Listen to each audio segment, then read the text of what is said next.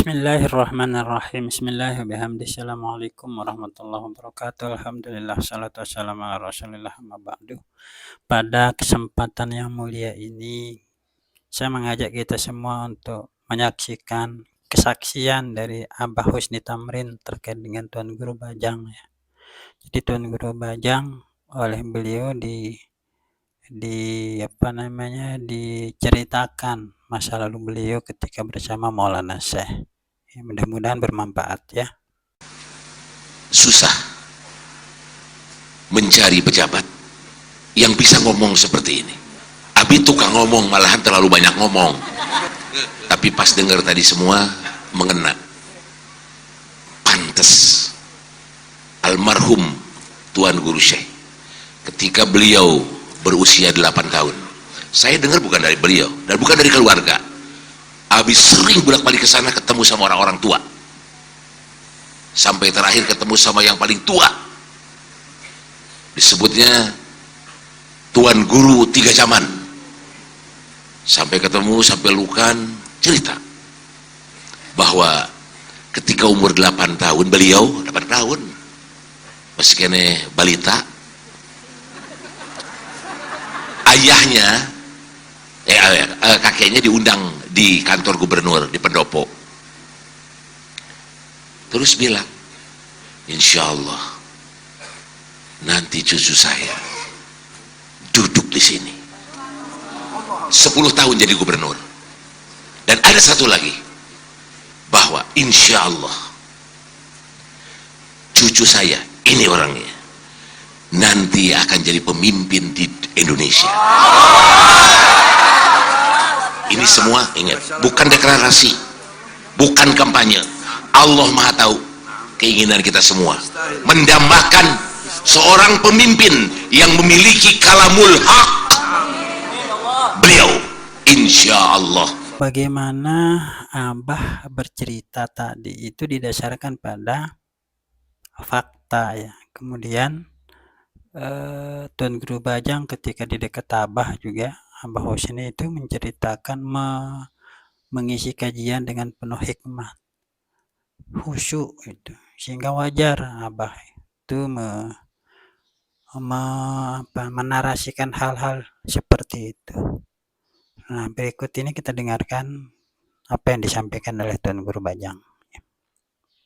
Tuan Guru Al-Mukarram Abi Husni Tamrin, mata'anallah bituli hayati. Semoga beliau dipanjangkan umur, disehatkan oleh Allah Subhanahu wa taala. Para habaib yang saya muliakan, para masyayikh, para tokoh, para abang, para senior, para kakak-kakak, dan para orang tua kami semua yang mudah-mudahan semuanya kita tanpa kecuali selalu dalam rahmat Allah Subhanahu wa taala.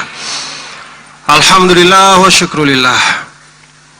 Pada pagi hari ini benar-benar bagi saya adalah karunia bisa bersilaturahim.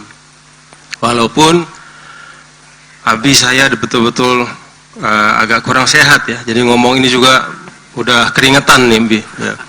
Keringetan pertama karena kurang sehat, keringetan kedua karena di samping saya ada abi, keringetan ketiga karena banyak sekali jamaahnya.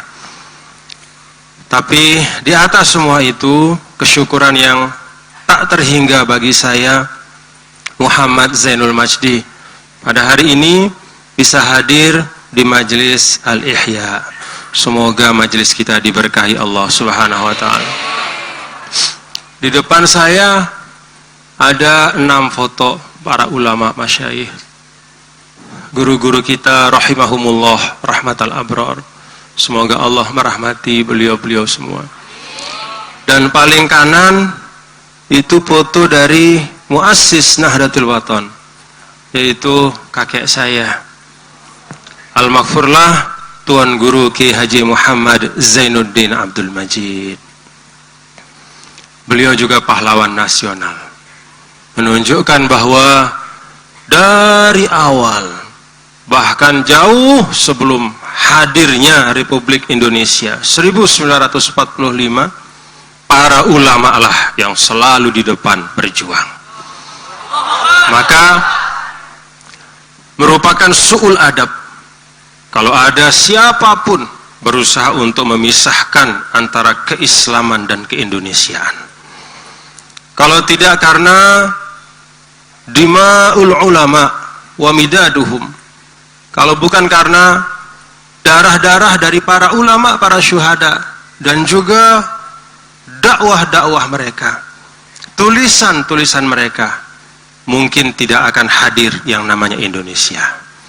Maka kalau di depan ini kita maknakan foto-foto ini adalah foto dari para guru kita, para ulama, para masyayikh, maka pada saat yang sama sesungguhnya foto-foto ini adalah foto para pejuang bangsa.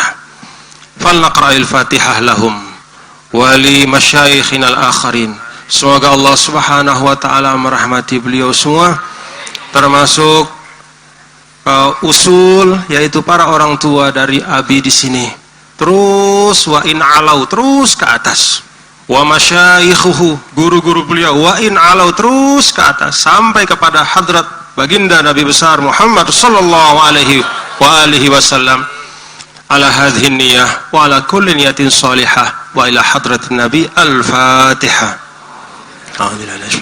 Bismillahirrahmanirrahim.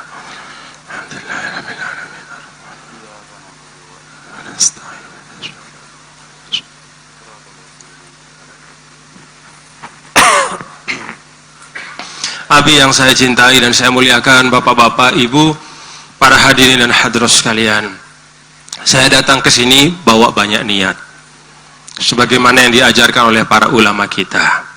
Jadi ibu-ibu, bapak-bapak, min mahasinil Islam, di antara keindahan Islam itu adalah satu amal bisa niatnya banyak. Maka para ulama mengajarkan kepada kita untuk ta'didun niyah. Kalau kita mengerjakan satu amal soleh, maka perbanyak niatnya, sebanyak-banyak yang bisa kita buat. Niat yang pertama tentu ibtigha mardatillah, imtithalul awamir wajtinabun nawahi. Kita mengerjakan sesuatu mencari ridha Allah Subhanahu wa taala. Saya mengerjakan sesuatu ini adalah untuk menunaikan perintah Allah. Lalu kemudian tambah niat sebanyak-banyaknya. Kalau pada majelis setiap hari Ahad ini, pertama niat kita adalah melaksanakan perintah Allah. Yang kedua niat kita adalah untuk ta'liful qulub, untuk mengokohkan apa yang Allah ciptakan dalam hati kita. Apa yang Allah ciptakan? Wa allafa baina qulubihim. Lau anfaqta ma fil ardi jami'an ma allafta baina qulubihim walakinallaha allafa bainahum. Jadi ada dua penegasan dalam ayat yang pendek ini. Penegasan yang pertama, wa allafa baina qulubihim, bahwa Allah Subhanahu wa taala lah yang merekatkan hati. Allah Subhanahu wa taala membuat Abi cinta Lombok. Allah Subhanahu wa taala membuat Abi cinta Maulana Syekh. Allah Subhanahu wa taala membuat Abi cinta kepada para masyayikh yang fotonya ada di depan dan yang tidak ada fotonya. Allah Subhanahu wa taala yang mendekatkan hati bapak-bapak, ibu-ibu, mungkin dari sebelum subuh datang ke tempat ini. Allah Subhanahu wa taala yang juga mendekatkan hati saya Muhammad Zainul Majdi datang ke sini. Untuk nikmat itu mari kita bersyukur kepada Allah. Alhamdulillah. Kenapa nikmat ta'liful qulub ini penting? Karena ketika Allah Subhanahu wa taala berbicara di dalam, menyampaikan di dalam suratul Anfal. Suratul Anfal itu potret perjuangan. Perjuangan yang panjang sekali, dan hidup adalah perjuangan. Al-hayatu jihadun wa kifah. Hidup ini perjuangan. Kita bapak-bapak, ibu-ibu punya jatah. Jatah ini pasti habis. Pertanyaannya, dihabiskan untuk apa? Kan itu di dalam hadis Nabi kita, Nabi besar Muhammad sallallahu alaihi wasallam, ada pertanyaan yang 4 itu yang disebutkan oleh Rasul, bahwa tak bergeser kaki begitu menapak kaki bangun dari kubur, 4 hal ditanya. Yang pertama itu an umrihi fima afnahu. Lalu kemudian di akhir itu wa an jasadihi fima ablahu. Jadi Allah Subhanahu wa taala mempertanyakan apa yang kita habiskan dalam semua nikmat yang Allah berikan. Umur di mana kita habiskan. Nah, Bapak Ibu, hidup adalah bagaimana menghabiskan jatah kita dalam bentuk yang sebaik-baiknya. Maka ketika di Al-Anfal Allah Subhanahu wa taala menyampaikan tentang hidup ini adalah perjuangan, di situ ada gambaran, katakanlah di situ ada gambaran perang yang jihad shaghir dengan senjata. Yang di balik itu kata para ulama ada jihad akbar, bagaimana umat ini menata lahir batinnya, mengendalikan hawa nafsu pribadi-pribadinya untuk mencapai tujuan bersama, kemaslahatan bersama. Apa yang Allah ingatkan? Wa ati'ullaha wa rasulahu wa la tanaza'u fatafshalu wa tadhhaba rihukum wasbiru innallaha ma'as sabirin. Bapak Ibu, ini ayat mengingatkan pentingnya mensyukuri ta'liful qulub. Jadi selalu menyatu dan kompak. Maka dalam ayat ini Allah tidak cukup menyebutkan wa ati'ullah wa rasulahu. Wa ati'ullah, taat kepada Allah, taat kepada Rasul, tidak cukup. Ternyata ada sambungannya, ada penyempurnanya. Apa sambungan dari wa ati'ullaha wa ati'ur rasul wala tanaza'u? Jadi ta'liful qulubnya itu jangan hilang dan lepas.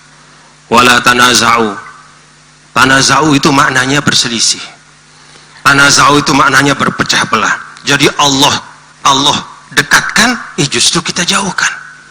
Allah satukan, kompakkan umat, taruh dalam hati kita itu semangat untuk kebersamaan, justru kita menghilangkan itu semua. Kita buang kekompakan itu. Apa hasil dari tanazu'? Allah sebutkan dua. Fatafshalu. Yang pertama, semua cita-cita bakal gagal. Benar nggak Bapak Ibu? Ada cita-cita berhasil kalau tidak kompak? Nggak ada. Fatafshalu, maka semua cita-citanya gagal.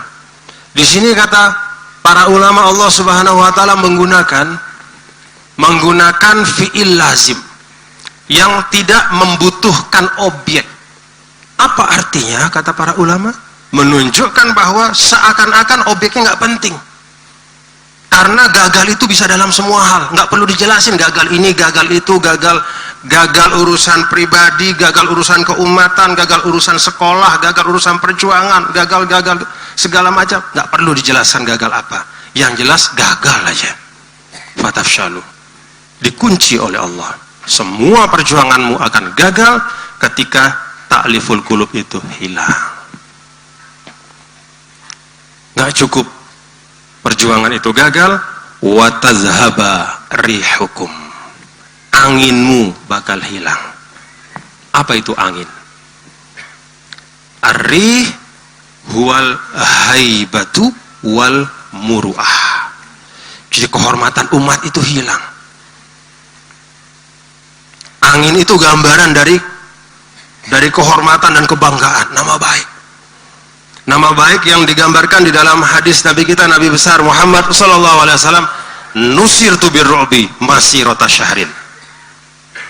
Kata Rasul, di antara sallallahu alaihi wasallam, di antara yang Allah berikan kepadaku karena kekompakan umat ini, di antara yang diberikan kepadaku, nusirtu birru'bi masirata syahrin. Pasukan Islam itu masih di sini, masih berjarak 1 bulan perjalanan dari tujuannya. Yang di sono, yang 1 bulan perjalanan itu sudah gemeter hatinya. Masih 1 bulan perjalanan. Jadi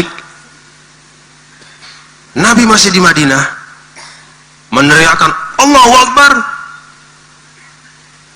Orang Quraisy yang jaraknya 1 bulan perjalanan dari Madinah, itu hatinya udah rontok. Sudah rontok. itulah ketika ada haibah, rihnya masih kuat, angin kewibawaan, kehormatan itu masih terasa. Gimana kalau sekarang Bapak Ibu? Kadang-kadang yang di depan kita itu nggak ngaruh kita teriak Allahu Akbar, padahal lafalnya sama, suaranya mungkin kencengan kita dibanding sahabat dulu, cuman lahir dari hati yang beda. Kalau dulu itu ada ta'liful qulub, maka ayat ini mengingatkan wa allafa baina qulubihim. Lalu di akhir walakinnallaha allafa bainahum. Kalau ditanya sederhananya, Bapak Ibu kemari ngaji sama Abi, ada yang dikasih duit nggak?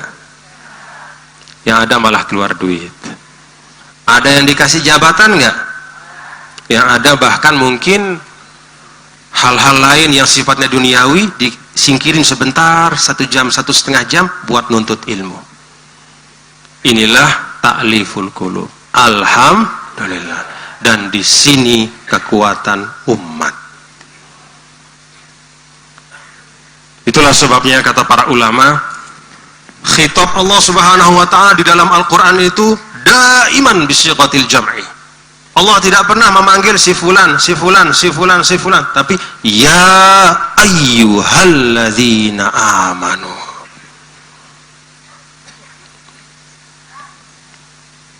Coba Bapak Ibu perhatikan. Kalau manusia disebut dalam Al-Qur'an, nih manusia ya, disebut dalam Al-Qur'an dalam bentuk pribadi. Apa yang Bapak-bapak Ibu tangkap maknanya?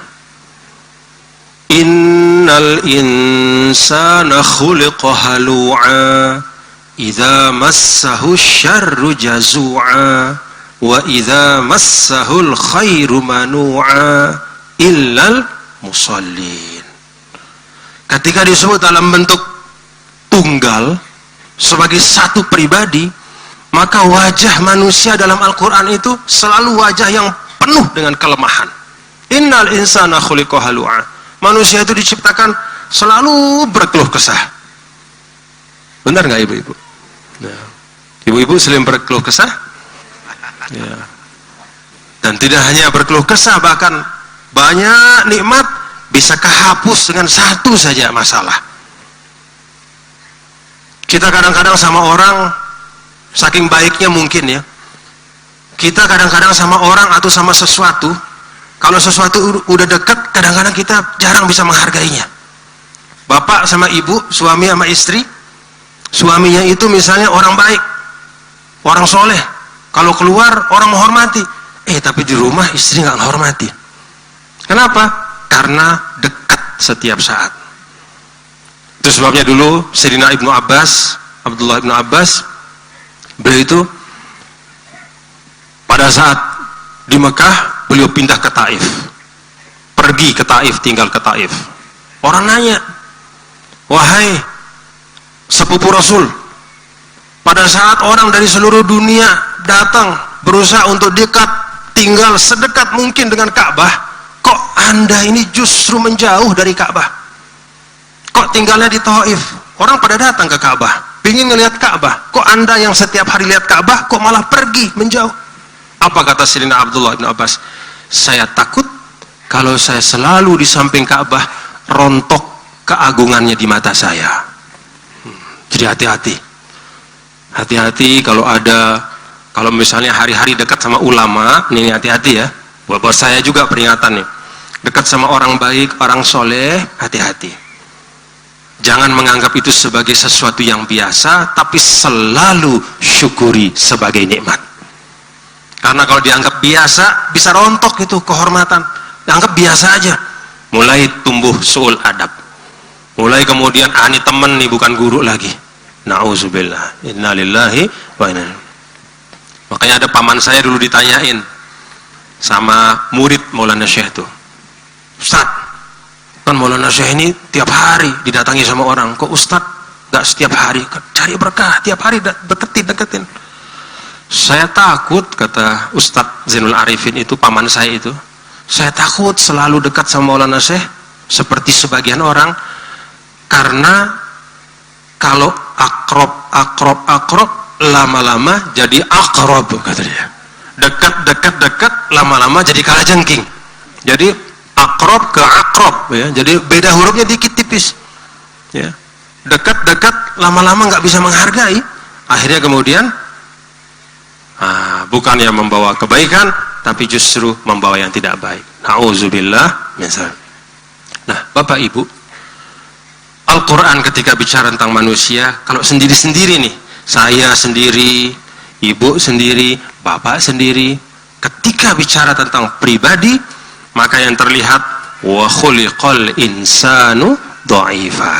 Manusia itu lemah benar. Sisi-sisi negatifnya kelihatan kalau dia sendirian. Maka ketika diamanahkan untuk mengelola alam ini, diberikan amanah, apa kata Allah? Wa hamalahal insanu innahu kana zaluman jahula. Manusia itu banyak banget zalimnya, banyak banget ketidaktahuannya, tapi sok tahu. Itu ketika sendirian. Tapi ketika Allah Subhanahu wa ta'ala bicara tentang manusia sebagai kebersamaan, berubah panggilan pribadi itu menjadi ya ayyuhan nas. Nah, mulai terasa kekuatannya. Begitu Bapak Ibu ya. Begitu ya ayyuhan nas, terasa kekuatannya. Berubah dari ya ayyuhan nas menjadi ya ayyuhalladzina amanu. Udah. Disitulah puncak dari kekuatan manusia. Maka kebersamaan dalam keimanan itu potensi membangun dan merubah dunia yang luar biasa. Itu sebabnya dulu para founding fathers itu apa bahasa Sundanya? Founding fathers itu membangun bangsa, pemimpin yang membangun Indonesia nih, yang merumuskan naskah-naskah utama. Beliau-beliau itu sadar bahwa kalau manusia secara pribadi lemah, begitu ya ayuhan nas secara bersama-sama mulai terasa kuat, tapi akan terasa kekuatannya, hadir kehebatannya begitu ya ayyuhalladzina amanu. Maka ketika membuat dasar negara, pas sila pertama itu ketuhanan yang Maha Esa. Ketika membuat undang-undang dasar, di pembukaannya alinea ketiga, atas berkat rahmat Allah yang Maha Kuasa. Baru kemudian dan dengan didorongkan keinginan luhur untuk berkebangsa, untuk berkehidupan kebangsaan yang bebas, maka dan seterusnya. Ini kesadaran. Ini kesadaran bahwa apa? Ya ayyuhalladzina amanu itu asas kekuatan bangsa. Maka siapapun yang ingin memisahkan antara Indonesia dengan ya ayyuhalladzina amanu, salah langkah. Siapapun yang berusaha memisahkan antara Indonesia, masa depan bangsa, dengan ya ayyuhalladzina amanu, salah langkah. Dan yang salah bukan hanya dia, bangsa kita yang kasihan. Kenapa? Semua kalau kita lihat sunnatullah itu, semua bangsa itu pasti bergerak. Semua bangsa itu pasti ada kemajuannya. Pertanyaannya, kemajuan seperti apa yang ingin kita raih? Kemajuan seperti apa yang ingin kita gapai? Maka tidak boleh ada keterpisahan antara Indonesia, keindonesiaan, nasionalisme dengan ya ayyuhalladzina amanu. Bahasa Quran inilah tingkatan ketiga dari manusia sebagai pribadi. Manusia secara umum bersama-sama ya ayyuhan nas, puncaknya ya ayyuhalladzina amanu. Maka ketika ya ayyuhalladzina amanu itu seperti Abi sampaikan tadi, mengutip salah satu firman Allah Subhanahu wa taala, walau anna ahlal qura amanu wattaqau la fatahna. Jadi la fatahnya itu mutarattibun alal iman wa taqwa. Kalau bahasa teknisnya, kalau orang pesantren yang ngomong fatahna, Allah bukakan, itu kuncinya apa? Amanu wa taqwa. Nah, inilah yang terus kita jaga, kita rawat, termasuk di majelis Al-Ihya ini. Nih, Jadi peran dari ABI ini adalah nyambungin tetap nih, nyambungin antara keindonesiaan sama ya ayyuhalladzina amanu. Karena kalau sambungannya putus, bukan hanya si fulan yang rugi, kita sebagai bangsa juga rugi. Yang ABI lakukan di sini, membangun majelis taklim, membangun madrasah terus setiap minggu nih. Ini bukan pekerjaan yang ringan. Istiqomah itu nggak ringan, Bapak Ibu. Berbuat baik gampang, terus berbuat baik. Nah itu, nih terus berbuat baik. Buka majelis taklim seminggu nih atau sebulan nih bermajelis, setiap minggu ngisi, gampang. Tapi 10 tahun, 20 tahun istiqomah, nah itu urusan tuh. Itu sesuatunya itu di situ tuh. Nah, itulah ikhtiar dari ABI di sini, menyambung. Maka benar majelis ini dinamakan, tempat ini dinamakan, ma'had ini dinamakan Al-Ihya. Apa itu Al-Ihya? Menghidupkan kesadaran. Kalau kita baca buku, bapak-bapak ibu ya, baca kitab nih, Kama Zukiro fil Ihya. Nah, kalau kata Al-Ihya disebut nih di dalam kitab semua yang banyak, ratus-ratusan ribuan jilid, maka merujuk kepada kitab Ihya Ulumuddin, karangan Hujjatul Islam Abu Hamid Al-Ghazali. Apa itu Al-Ihya? Mari kita renungkan ketika Imam Ghazali menyebutkan. Seingat saya nih, Abi ya, mudah-mudahan nggak salah nih. Di Muqaddimah Al-Ihya itu Imam Ghazali menggambarkan nih. Saya nggak tahu nih gambarnya cocok nggak sama sekarang nih ya. Ini masa beliau nih, abad ke-6, 56 Hijriah. Beliau menyebutkan begini. Saya menyusun kitab Al-Ihya ini adalah karena agama sekarang, nih bahasa beliau nih dulu ya, bukan sekarang. Karena agama sekarang itu sudah berubah menjadi 3 hal saja, kata beliau. Yang pertama, agama sekarang menjadi fatwa-fatwa yang banyak sekali di mana-mana, tapi nggak ada yang diamalin. Yang kedua, agama berwujud menjadi debat-debat, jadalun, di mana seorang merasa diri lebih hebat. Ada ahli ngomong di mana, entah di TV, di mana segala macam, menyampaikan sesuatu. Kalau dia bisa ngalahin orang, itu dia ketawa. Kalau dia dia bisa membuat lawan bicaranya diam dan dia itu yang paling hebat, maka dia merasa pemenang di situ. Jadi agama udah berubah menjadi fatwa-fatwa yang banyak benar, menjadi perdebatan yang banyak benar. Dan yang ketiga, kata Imam Ghazali, syi'run muzakhraf. Jadi menjadi lantunan syair-syair yang indah-indah. Ada syair yang banyak dan indah-indah. Ada debat yang gak habis-habis di mana-mana. Ada fatwa yang keluar, baik dari yang berhak mengeluarkan maupun yang gak berhak. Tetapi di tengah-tengah ketiga hal itu, tak ada pengamalan yang nyata dan istiqomah bagi ajaran agama. Debatnya banyak, syair-syair indahnya juga banyak, fatwa-fatwa juga nggak kurang, pengamalannya nggak ada. Itu abad ke-6. Kira-kira mirip nggak? Wah, ternyata seperti kata para ahli, ada sejarawan dari Inggris mengatakan bahwa sejarah itu repetisi. At-tarikh yu'idu nafsahu. Jadi kayak kaset diputer aja itu sejarah. Memang pelakunya beda, tapi kejadiannya, alurnya mirip-mirip. Kalau kata Ibnu Khaldun, setiap peradaban dunia itu selalu seperti siklus. Mulai dari orang per orang kumpul, bikin desa, makin gede jadi kota. Begitu jadi kota, bingung, susun pemerintahan supaya teratur. Begitu susun pemerintahan, semangat semua membangun. Begitu membangun, dapat duit. Begitu dapat duit, mulai malas. Begitu malas, kemudian mulai mubazir. Begitu mubazir, mulai lemah. Begitu lemah, hancur. Begitu hancur, bangun lagi. Terus begitu siklus. Mudah-mudahan kita bukan masa lemah dan mubazir itu. Mudah-mudahan kita masa semakin kokoh dan semakin kuat sebagai umat dan sebagai bangsa. Artinya Bapak Ibu, nih, Abi membuka Al-Ihya untuk menghidupkan kesadaran. Kalau Imam Ghazali itu Ihya'u Ulumiddin, menghidupkan ilmu-ilmu agama yang mati. Kan menghidupkan itu berarti mati, baik ya. Hidup nih, mati dihidupin lagi. Bukan tulisannya, karena tulisan tetap ada. Bukan syair-syairnya, karena syair tetap ditulis. Bukan fatwa, karena fatwa juga tetap dikeluarkan. Bahkan sekarang, zaman sekarang nih, fatwa-fatwa kadang-kadang keluar dari orang yang gak pantas berfatwa.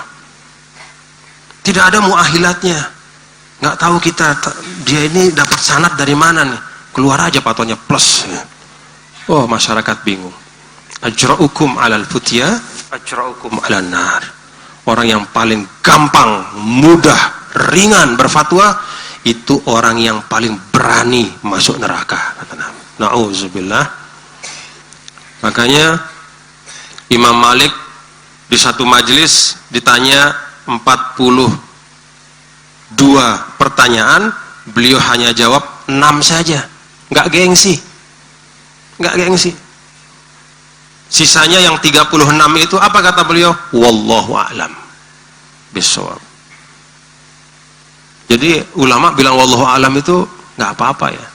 Jangan juga bapak-bapak ibu nih apaan nih ustadz kok wallahu a'lam sih? Cari deh ustadz lain yang nggak wallahu a'lam. Ustadz wallahu a'lam nih gitu. Ada dulu di Lombok ada ustadz soleh sekali. Dia kalau jadi imam, padahal dia hafal Quran, tapi kalau jadi imam dia selalu baca Qul huwallahu ahad, Qul a'udzu birabbin nas. Nah, ini Ustadz Kulhu katanya, pindah. Padahal bukan dia nggak ngerti, dia hafal Quran, tapi dia ngamalin hadis Rasul. Idza amma ahadukum falyatajawwaz fa inna wara'ahu as-shaghir wadh-dha'if wa zal hajah. Kalau Anda jadi imam bagi masyarakat secara umum, pendek-pendek. Jangan mentang-mentang hafiz Quran datang ke masjid orang baca Al-Baqarah. Itu pernah kejadian zaman Rasul. Jadi pernah zaman Rasulullah Shallallahu Alaihi Wasallam pernah kejadian ada seorang datang sholat subuh. Kemudian begitu sholat subuh dia lihat imamnya panjang bener. Akhirnya besoknya dia sholat subuh tapi tidak di awal, dia tungguin nih imam dari rumah, dia ngeker. Nih azan, kamar, Fatihah nih, Baqarah masih sejus nih. Nah kira-kira kalau udah dekat mau ruku baru dia datang. Nah, itu datang, terus diomongin sama teman yang lain. Begitu diomongin dia nyamperin Rasul, dia sampaikan kepada Rasul, ya Rasulullah, saya ini bukan malas, saya ini rajin, cuman imamnya kelewatan. Masa Baqarah dia baca sholat subuh? Sedangkan kan kami ini banyak kebutuhan. Nabi kemudian marah luar biasa. Nabi marah, kemudian Nabi khutbah di masjid. Apa kata Nabi? Inna minkum munaffirin. Cara kalian menyajikan Islam itu membuat orang bukannya cinta pada Islam. Ini peringatan Rasul. Ada satu lagi kisah yang kedua, ada pedagang datang ke Madinah. Namanya pedagang itu kan harus cepat berdagang ya, pagi-pagi ya, bapak-bapak. Dia bawa apa namanya nih, pikulannya deh kira-kira gitu ya, pikulannya. Begitu sampai masjid, yang jadi imam Sayyidina Mu'az. Sayyidina Mu'az bin Jabal, dia hafiz. Maka dia bacalah Ali Imran. Nah, beda tipis sama Al-Baqarah. Ya, baca Ali Imran. Lah, ini yang berdagang kan mikir, kalau nunggu Ali Imran selesai, ini dagangan nggak bakal laku nih. Karena pasar udah selesai nih, Ali Imran selesai, pasar tutup. Ya. Kan udah siang. Akhirnya pisah beliau, tidak mengikuti imam. Nah, selesaiin sholat cepat, pergi. Sayyidina Mu'az salam-salam, ngomong, itu tadi kayaknya ada yang pergi ya tengah-tengah sholat tuh gitu. Oh iya ada, takut dagangannya nggak habis, nggak laku, takut pasar keburu tutup. Oh, Sayyidina Mu'az langsung marah. Oh, tuh jangan-jangan dia hatinya ada kemunafikan tuh, nggak sabar. Maksudnya kalau sholat ikut dong. Gimana sih? Ah. Begitu diomongin gitu, pedagang ini dengar, wah ente diomongin sama Sayyidina Mu'az, masjid lagi rame, nama anda lagi populer, gitu. Ya, lagi tren namamu, cuman dikaitkan sama sesuatu yang nggak baik. Akhirnya orang itu pergi ke Rasulullah SAW mengadu. Apa kata dia? Ya Rasulullah, saya ini orang baik, insya Allah. Saya ini pedagang, ada anak istri saya. Saya ini pedagang pagi-pagi, kalau nggak pagi nggak laku. Tadi saya sholat, karena Mu'az panjangan, saya selesaiin duluan berdagang. Saya diomongin sama Mu'az, dipanggil Mu'az sama Rasulullah SAW. Afattanun anta, afattanun anta. Anda ini udah berubah profesi Mu'az menjadi tukang fitnah. Afattanun anta. Anda pengen fitnah orang. Jadi fitnah itu tidak hanya dengan menyebut orang yang tidak baik, tetapi melakukan sesuatu yang membuat seseorang teruji dalam agama, itu fitnah. Jadi orang ini orang baik-baik, nggak punya masalah. Tiba-tiba dia terpaksa melakukan sesuatu karena Anda salah di dalam menjadi imam ketika sholat. Maka Rasul mengatakan falyatajawaz. Kalau sholat jangan panjang-panjang, kecuali masjid yang emang orang sudah tahu di situ imamnya panjang, gitu. Udah tahu nih, oh di sana 1 juz, yuk sana. Tapi kalau masjid yang biasa, yang umum, pendek-pendek, gak usah panjang. Nah itu bagian dari akhlak yang diajarkan oleh Nabi besar Muhammad Sallallahu Alaihi Wasallam. Nah Bapak Ibu, gambaran dari Imam Ghazali itu wajib menjadi renungan kita. Jadi tadi saya dengar beliau di awal mengajak kita untuk membaca wirid dari Al-Habib Abu Bakar As-Sakran. Ini semuanya benteng. Ini isinya benteng nih. Ini benteng yang kokoh. Benteng yang kuat, lebih kuat dari benteng Salahuddin Al-Ayyubi yang di Mesir itu. Kalau benteng Salahuddin Al-Ayyubi di Mesir itu bisa menahan pasukan tentara salib, membentengi Mesir sehingga tidak runtuh, tidak jatuh di serbu dulu, maka benteng ini yang dibaca tadi itu bentengnya bukan dengan bata, kayu, beton, tapi dengan qudrat iradat Allah. Jadi kita membentengi diri dengan kekuasaan Allah.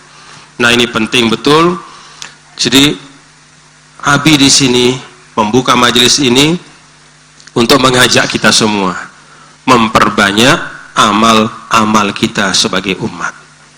Teori penting, tetapi amal-amal keseharian, pengamalan itu jauh lebih penting. Mari kita amalkan apa yang kita tahu, apa yang telah kita pelajari sekemampuan kita. Lalu kita jaga kekompakan seperti yang disampaikan oleh Allah Subhanahu wa taala di dalam suratul Anfal. Wa atiullaha wa rasulahu wa atiur rasul wa la tanaza'u fatafshalu wa tadhhabu rihukum wasbiru innallaha ma'as-sabirin. Ya ayyuhalladzina amanu atiullaha wa rasulahu wa la tanaza'u. Jadi diawali dengan nidaul iman, ya ayyuhalladzina amanu atiullaha rasulahu wa la tanaza'u. Mudah-mudahan yang hadir ini kita satu hati Bapak Ibu ya, kompak bersama-sama dalam kebaikan, dan kita doakan apa yang Abi tadi sampaikan, cita-cita beliau ini agak-agak mirip ya, agak-agak mirip dengan Al-Maghfurullah Maulana Syekh. Jadi beliau ini masalah nggak mau nerima dari pemerintah ya, ini agak-agak mirip nih sama kakek kami Al-Maghfurullah. Dulu kakek kami itu membangun satu gedung dinamakan Maktabah Birrul Walidain. Jadi niatnya bikin perpustakaan dinamakan Birrul Walidain, bakti untuk orang tua. Tiangnya 99. Kerjaan kita nih dulu sejak saya menyantri, kerjaan kita gotong royong dulu di situ. 99 tiangnya, gede-gede. Kerjanya manual semua. Jadi hari-hari dulu itu tulabul ma'had, tulabul muallimin, kita ngaduk semen, kemudian wah terus. Sampai akhirnya ada seorang murid beliau yang sangat sayang sama beliau, namanya Raden Tuan. Raden Tuan tuh nanya kepada Maulana Syekh, Nini Nunasang, ini bahasa Sasak ya, Nunasang, kira-kira artinya, kenapa kok Nini Maulana tidak mau minta sama pemerintah? Kalau minta sehari selesai. Apa kata Maulana Syekh? Bahasa Sasaknya, bahasa Sasak nih ya, mun ko endengang anta kepeng lek pemerintah jaria lagu belangan mek tama surga. Nah, jadi kalau saya mintain duit sama pemerintah jadi cepat, cuma mana jalanmu masuk surga? Jalan masuk surga itu mana kalau saya mintain duit ke pemerintah? Jadi itulah cara guru mendidik. Yang namanya guru dalla ala khair, dia selalu mikir, muter otaknya gimana nih supaya muridnya itu bisa dia arahkan ke jalan kebaikan, memfasilitasi untuk amal soleh. Jadi bukan ukurannya gimana supaya cepat selesai, gimana, enggak, tapi gimana nih sebanyak-banyaknya kita ini bisa bergabung bersama dalam kebaikan. Artinya apa? Dengan sumbangan yang sedikit-sedikit, dengan terus kekompakan, ada yang nyumbang satu sak semen, ada satu keranjang batu, ada yang uang 10, terus selama sekian tahun jadilah gedung perpustakaan Birrul Walidain dengan gotong royong ribuan, puluhan ribu umat dalam waktu lebih dari 10 tahun. Nggak apa-apa, nggak apa-apa. Kenapa? Karena intinya adalah semua menanam kebaikan di situ. Jadi ini cara ulama dulu ngajar, tidak dengan banyak omong, tapi dia bukakan pintu kebaikan. Jadi kalau tadi Abi menyampaikan bahwa nggak mau terima dari pemerintah, beliau tidak membahasakan dengan bahasa Maulana Syekh tadi, tapi saya yakin, hakul yakin bahwa salah satu niat beliau adalah supaya semua kita bisa dapat bagian surga dari apa yang dibangun itu. Semoga Allah memberkahi dan merahmati. Saya mohon doa supaya sehat walafiat, sebagaimana saya doakan Bapak Ibu semua. Semoga kita selamat dunia akhirat, dijaga dari segala macam fitnah dan mara bahaya, dan mari kita kompak ya. Wala tanaza'u itu fatafshalu wa tadhhabu rihukum. Kita kompak, karena tidak ada kata lain ketika kita bicara tentang bagaimana menghadirkan kekuatan untuk bangsa, untuk umat, untuk kejayaan republik lahir dan batin. Mari kita mengaca pada bahasa Al-Quran. Selalu dalam Al-Quran manusia akan dapat melejitkan potensinya menjadi yang terbaik. Kuntum khaira ummah, ketika dia naik dari pribadi ke ya ayuhan nas, lalu di ujungnya ya ayyuhalladzina amanu, dengan iman dan takwa. Semoga apa yang saya sampaikan ada manfaatnya untuk saya, dan diundang ke Lombok ya Bapak Ibu ya. Jadi Lombok itu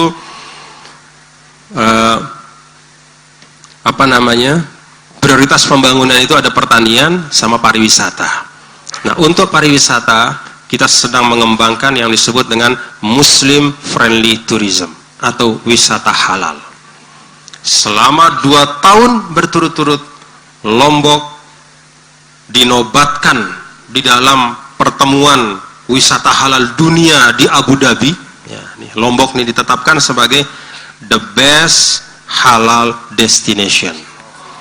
Ada yang lebih lagi selain the best halal world destination itu, ada satu lagi, the best honeymoon halal destination. Jadi tempat berbulan madu yang halal terbaik di dunia. Tuh. Itu pengakuan dari Abu Dhabi. Siapa yang ditanya? Ya pasangan yang berbulan madu tuh. Dia buat voting. Orang-orang yang pernah berbulan madu kemana ke seluruh dunia, mana tempat berbulan madu yang halal, yang terbaik di dunia? Ternyata Lombok pemenangnya. Ibu-ibu kalau ingin, dari tadi nggak pernah ada yang tepuk, begitu bulan madu langsung tepuk. Tapi saya lihat yang tepuk-tepuk ini kok sudah agak-agak lanjut usianya. Nah, mungkin mengenang bulan madunya yang dulu. Ya, kan masalah bulan madu itu masalah kita ngatur saja ya. Jadi silahkan diulang lagi bulan madunya Bapak Ibu. Datang ke Lombok, ke Sumbawa, itu 2 pulau yang sangat indah. Abi juga sudah sampai ke ujung timur Pulau Sumbawa yang namanya Bima ya.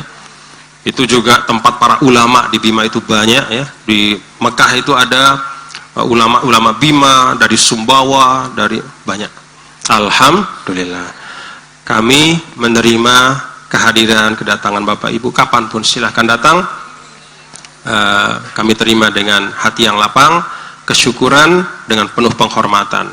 Kedatangan seorang mukmin, seorang muslim ke suatu tempat itu yajlibul barokah, pasti akan menghadirkan keberkahan. Mohon maaf kalau ada kekurangan dan kekhilafan dalam silaturahim ini. Saya berharap apa yang saya sampaikan bisa membawa manfaat walaupun sedikit ya. Mari kita saling mengingatkan satu sama lain. Wallahul muwaffiq wal hadi ila sabilir rasyad wa huwal muwaffiq ila aqwamit thariq. Assalamualaikum warahmatullahi wabarakatuh. Alhamdulillahirabbil alamin. Begitu khusyuk jamaah mendengarkan silaturahim yang dilakukan oleh Tuan Guru Bajang. Mudah-mudahan bermanfaat untuk kita semua. Dan yang jelas setiap butiran hikmah yang disampaikan oleh Al-Mukarram Bapak Tuan Guru Bajang selalu bermanfaat buat kita semua dan selalu mengena di hati kita masing-masing. Saya pikir demikian. Allahul muwaffiq wal hadi ila sabilir rasyad. Assalamualaikum warahmatullahi wabarakatuh.